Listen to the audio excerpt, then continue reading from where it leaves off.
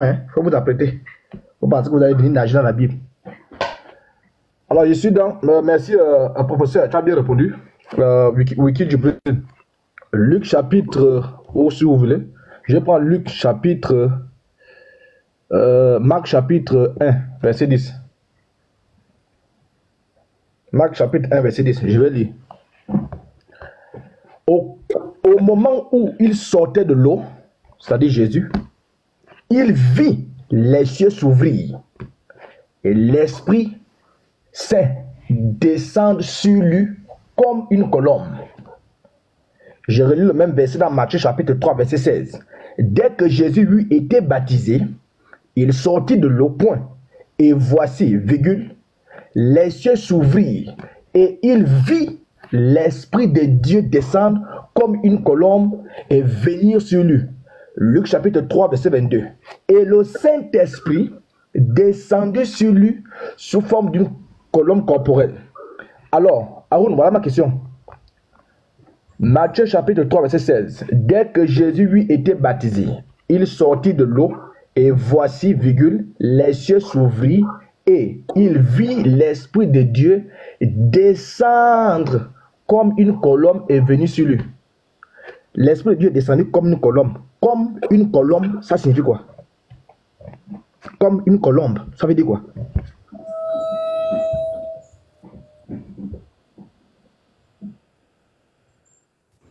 J'ai fini, hein? L'Esprit de Dieu est descendu sur Jésus comme une colombe. Comme une colombe, ça veut dire quoi? Oui, c'est à toi que je m'adresse. Ok, en tout cas, les chrétiens, vous avez vu, ils viennent de fuir Jean 7, verset 8 à 10. Jésus a menti là-bas. Et ils veulent brouiller les pistes maintenant à la porte. Alhamdulillah, Rabbil Alamin, tout le monde a vu. Donc maintenant, pour conclure, comme tu as conclu dans ton sujet là, arrêtez de dire des choses qui n'existent pas dans le Coran Karim. Le Coran Karim, c'est un livre clair et explicite. Chrétien, Jean chapitre 7, verset 8 à 10. Allez lire chez vous. Maintenant, qu'est-ce que l'apôtre veut faire? Je vais vous dire. Allah nous appelle les doués d'intelligence. Quand il pose la question, il a pris ça sur le verset de Matthieu chapitre 3, verset 16 à 17. Après que Jésus eut reçu son baptême, il vient de s'enterrer lui-même, il ne sait même pas que c'est grave. Après que Jésus eut reçu son baptême, il sortit de l'eau. Les cieux s'ouvrirent et l'Esprit de Dieu descendit sur lui comme une colombe. La question que je vais d'abord lui retourner avant de répondre, même pas, il sait où il va en venir, puis je vais lui dire même où il va en venir. Pour que tu comprennes où tu crois, tu es caché là. Nous, on a dormi là-bas. Déjà, le baptême que Jésus a pris là, c'était quoi? C'est quoi le nom de ce baptême? Le baptême de la rémission des péchés.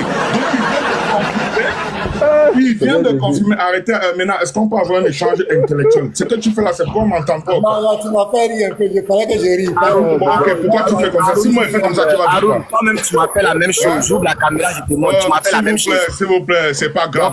C'est pas grave, laissez-moi parler. Vous avez peur que je parle. Vous avez peur que je parle. C'est pas grave. Je m'en fous pas mal de ça, je vais parler. Vous me donnez la parole, je vous tape dans votre live. Lui là, Matthieu 3, verset 16 à 17, il vient de prendre. Demandez-lui quel est le nom du baptême que Jésus avait fait. Quand Jésus enseigne le Notre Père qui est ce que ton nom soit sanctifié, que ton règne vienne, que ta volonté soit faite sur la terre comme au ciel. Donne-nous aujourd'hui notre pain de ce jour. Pardonne-nous nos offenses, comme nous pardonnons aussi à ceux qui nous ont offensés. Et ne nous soumets pas dans la tentation, mais délivre-nous du mal, car c'est à toi qu'appartient le règne, la puissance et la gloire pour les siècles des siècles. Amen. On le demande, mais Jésus dit pardonne-nous nos offenses. Donc Jésus péchait, il dit non, il a enseigné comment prier. On l'accepte. Mais sa question, il t'a posé une question. Maintenant, laisse-moi répondre. Non, il dit comme une colombe, ça veut dire. Maintenant, laisse-moi répondre. Il a parlé de baptême, qui a parlé de baptême? Est-ce que j'ai terminé de répondre? Regardez comment ils font. Regardez comment ils font. Laissez-moi répondre. Non, tu fais du coq à l'âne. Il t'a dit comme une colombe, ça veut dire quoi? Est-ce qu'il a parlé de baptême? Il dit comme une colombe, ça veut dire quoi en français? La question est le mot comme là, le mot comme là, ça dérange un pasteur. Le mot comme là, ça dérange un. Maintenant, s'il te plaît, est-ce que je peux répondre? Pourquoi vous me mutez? Vous êtes sûr de vous, non? Arun. Maintenant, vous êtes sûr de vous. Pourquoi quand vous posez la question, vous voulez quoi? Si tu veux là, attends, si tu veux là, on peut aborder le thème du baptême après. Non, écoute-moi, si tu veux là, on peut parler du type de baptême dont Jésus a reçu après. Si tu veux, on peut parler de ça. Mais il t'a posé une question simple. Il dit, comme une colombe, en français, ça veut dire quoi? C'est la question qu'il t'a posée.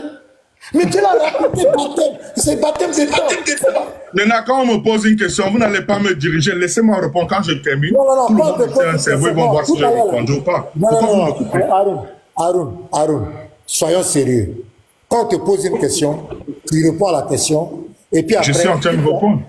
Mais tu es en train de dire autre chose. Tu es en train de dire... Laisse-moi chuter. Quand je suis, tu vois si j'ai répondu ou pas maintenant. C'est ce que la voix de l'intellectualité demande. Haroun, pourquoi tu me coupes? Tu parles de l'âme. Est-ce que c'est sa question? Permets-moi de répondre maintenant et puis on voit si j'ai répondu. Voilà, prends une colombe, ça veut dire tu réponds et puis je te promets. Permets-moi, je ne vais pas répondre comme tu veux. Laissez-moi que je réponde. Sinon vous êtes en train d'être injuste, vous voulez diriger ma réponse. Non, et là, on ne te dirige pas. On va être juste. Il t'a posé une question. Il dit, comme une colombe, ça veut dire quoi en français? Voilà sa question. Toi, tu es en train de parler de type de baptême. En telle année, chrétien. C'est pas ça. Réponds à la question si tu veux. Il récite même le Notre Père. On va te donner même le Notre Père du baptême. Si tu veux, on va te donner 20 minutes. Si tu veux, tu vas parler du thème du baptême. Pourquoi Jésus a été baptisé? Pourquoi on peut parler de ça? Mais la question était très simple. Comme une colombe, ça veut dire quoi en français? C'est simple, Haroun. Est-ce que vous pouvez demander à vos apologètes de me laisser répondre et puis on voit si j'ai répondu ou pas? Qu'est-ce qu'il y a de difficile là? Vous avez peur de quoi? Laissez-moi parler. Je viens chez vous, vous ne venez pas chez moi. Je vous tape chez vous. Laissez-moi répondre. Laissez-moi répondre, s'il vous plaît. Pasteur, c'est pas pour vous interrompre, c'est juste...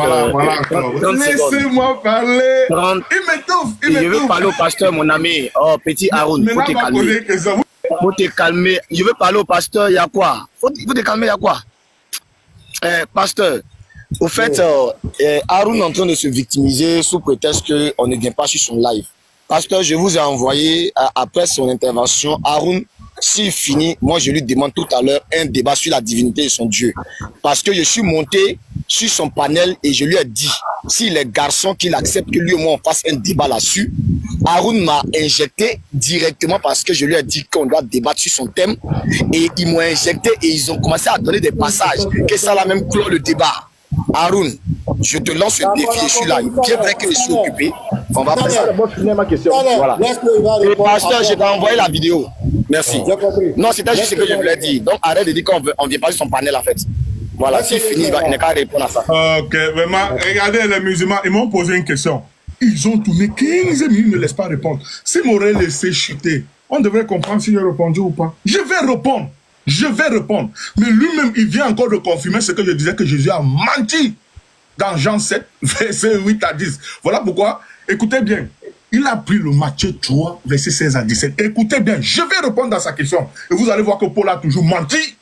Il a menti. Je vais répondre. Écoutez bien. Apôtre, tu veux reposer ta question.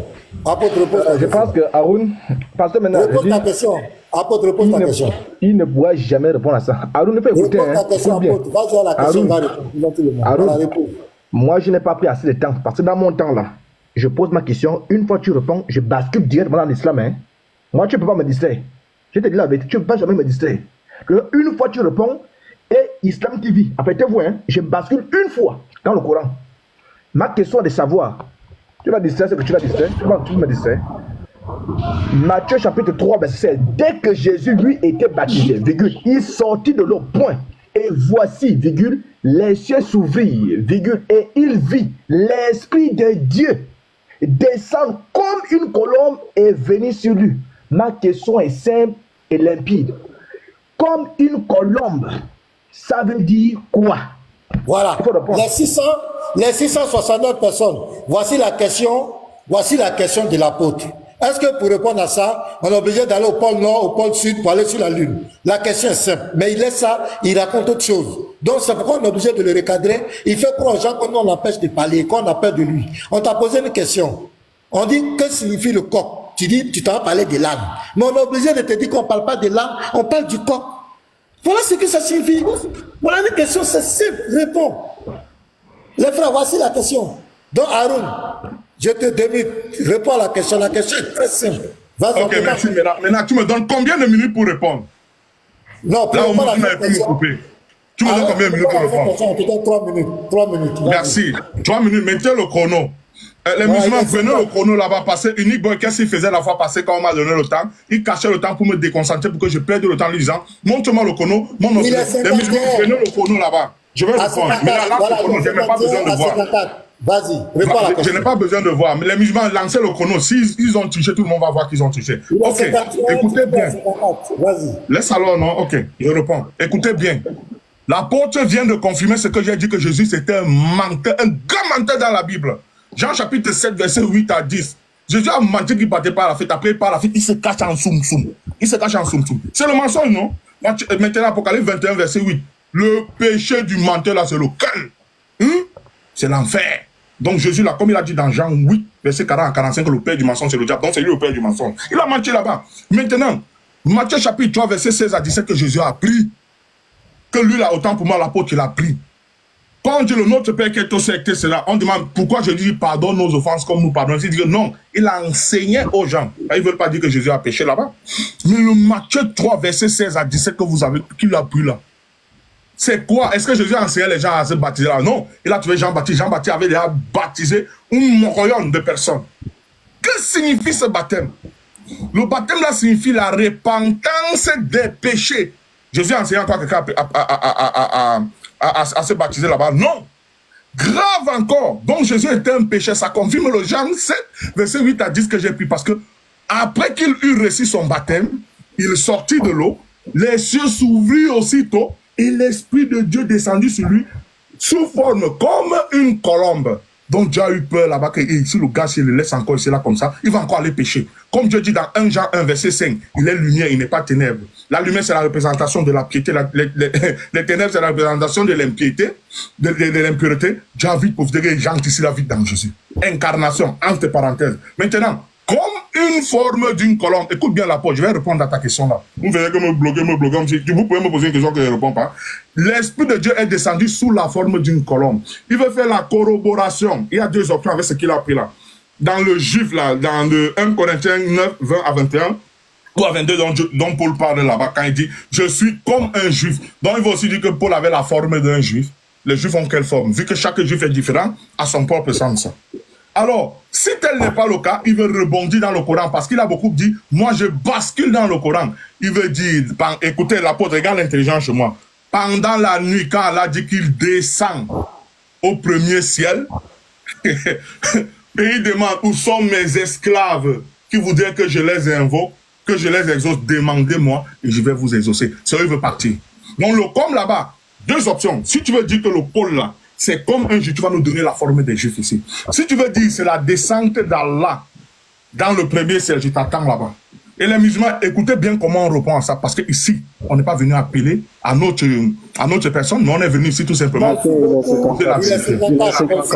Merci beaucoup. Merci beaucoup. Allez-y là encore.